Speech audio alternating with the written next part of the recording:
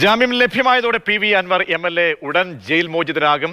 Thavanur sub ജയിലിലാണ് PV. Anwar MLA ഉള്ളത്. അല്പസമയത്തിനകം തന്നെ കോടതിയുടെ ഉത്തരവ് ജയിൽ അധികൃതർക്ക് ലഭ്യമാകും. അതിനുശേഷം നടപടിക്രമങ്ങളൊക്കെ പൂർത്തിയാക്കി പി.വി. അൻവർ എം.എൽ.എക്ക് ജയിൽ മോചിതൻ ആകാൻ കഴിയും.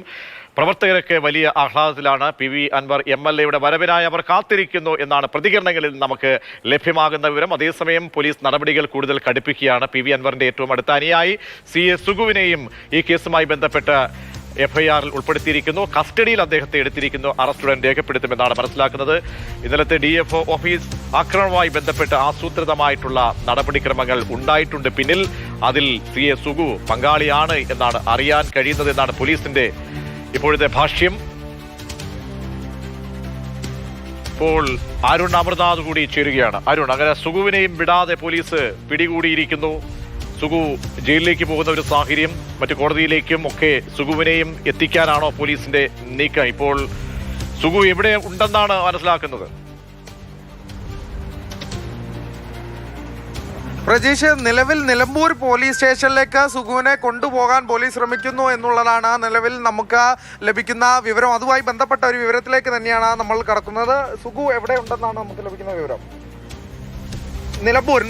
നിലമ്പൂർ പോലീസ് സ്റ്റേഷനിൽ തന്നെയാണ് സുഗു ഇപ്പോൾ ഉള്ളത് എന്നുള്ളതാണ് നമ്മൾ അറിയുന്നത്. അതായത് വഴിക്കടവിൽ വെച്ച ബസ് സ്റ്റാൻഡിൽ വെച്ചാണ് പോലീസ് എത്തി സുഗുവിനെ കസ്റ്റഡിയിലെടുക്കുന്നത്.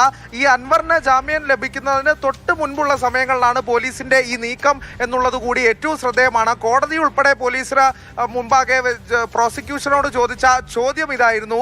അതായത് 12 പേരെ കസ്റ്റഡിയിലെടുത്തിട്ടും ആരുടെ പേരിലും FIR എടുക്കാത്തത് എന്തുകൊണ്ടായിരുന്നു എന്നൊരു ചോദ്യം, പ്രധാനമായ ചോദ്യം കോടതി മുന്നോട്ട് വെച്ചിരുന്നു. അത്തരത്തിൽ രാഷ്ട്രീയപരമായ ഒരു നീക്കത്തിലേക്ക് തന്നെ കാര്യങ്ങൾ പോകുന്നു എന്നുള്ളത് തന്നെയാണ്. ഒരു തരത്തിലും പിന്നോട്ടില്ല എന്നുള്ള ഒരു രാഷ്ട്രീയ നീക്കത്തിന്റെ ഭാഗം തന്നെ. ഇവിടെ അൻവറിന് ജാമ്യം കിട്ടിയത് ഒരു രാഷ്ട്രീയ വിജയമായി. അത് ആഘോഷിക്കാൻ തന്നെ അൻവർ അനുയായികൾ തന്നെ, അല്ലെങ്കിൽ ഇത്തരത്തിൽ ഈ ജനകീയ സമരം നടത്തിയവരൊക്കെ തന്നെ തുനിഞ്ഞിറങ്ങുമ്പോൾ അതിന് ഒരു കൗണ്ടർ അറ്റാക്ക് എന്നോണം തന്നെ, അതിനൊരു പ്രത്യാക്രമണം എന്നോണം തന്നെ പോലീസിന്റെ അല്ലെങ്കിൽ സർക്കാരിന്റെ നീക്കം മുന്നോട്ട് പോകുന്നു എന്ന് തന്നെ വിലയിരുത്തുന്ന രീതിയിലേക്ക് കാര്യങ്ങൾ പോകുന്നു. A. സുഗു എന്ന് പറയുന്നത് ആദ്യഘട്ടത്തിൽ തന്നെ അൻവർ ഈ കൂട്ടായ്മയുമായി മുന്നോട്ട് വന്നപ്പോൾ, സർക്കാരിനെതിരെ പറഞ്ഞ് മുന്നോട്ട് വന്നപ്പോൾ, ഇതാ എൻ്റെ കൂടെ ഞാൻ അണിനിർത്തുന്നവർ എന്ന വേദിയിൽ വെച്ച് കാണിച്ചു കൊടുത്തത് ഏറ്റവും പ്രധാനിയായിരുന്നു A. സുഗു. A. സുഗുവിന് നിലമ്പൂരിന്റെ രാഷ്ട്രീയ പശ്ചാത്തലവുമായി വലിയ ബന്ധം തന്നെയുണ്ട്. CPM-ന്റെ രാഷ്ട്രീയ പശ്ചാത്തലമുള്ള ആൾ കൂടിയാണ് A. സുഗു. അൻവറിന്റെ വലങ്കൈയായി അനുയായിയായി അറിയപ്പെട്ട ആളാണ് A. സുഗു. DMK-യുടെ ഒരു പ്രധാന നേതാക്കന്മാരിൽ, ഇപ്പോൾ സംഘടിതമായ ഈ സംഘടനയുടെ പ്രധാന നേതാക്കന്മാരിൽ ഒരാളായ A. സുഗുവിനെ തന്നെ, മുതിർന്ന നേതാവ് A. സുഗുവിനെ തന്നെ പോലീസ് കസ്റ്റഡിയിൽ എടുത്തിരിക്കുകയാണ്. അറസ്റ്റിലേക്ക് തന്നെയാണ് പോലീസ് നീങ്ങുന്നത് എന്നുള്ളത് തന്നെയാണ്.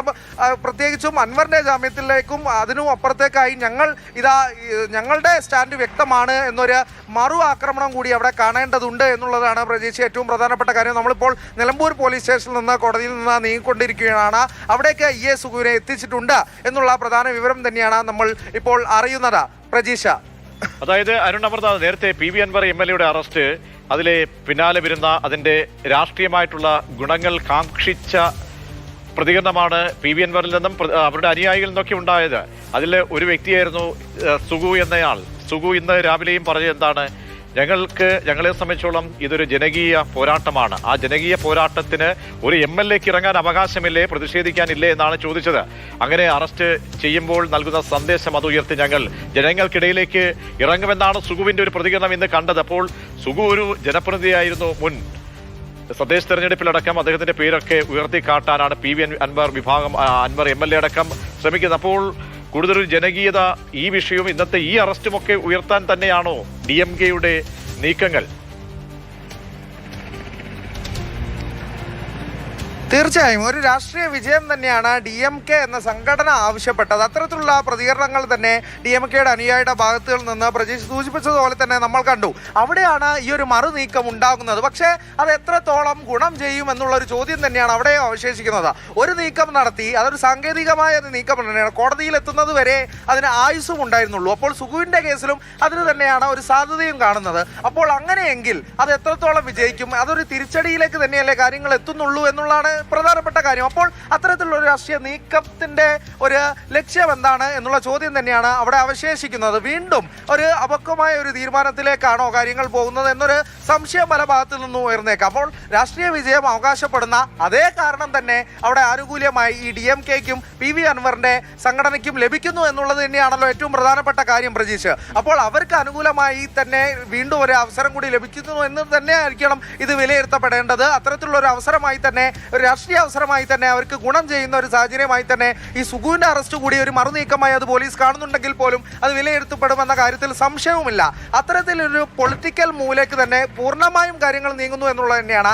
അൻവർ തുടക്കത്തിൽ മുതൽ നടത്തിയ രാഷ്ട്രീയ നീക്കങ്ങൾ നമുക്കറിയാം. ഒരു ഘട്ടത്തിൽ അൻവറിന് ചില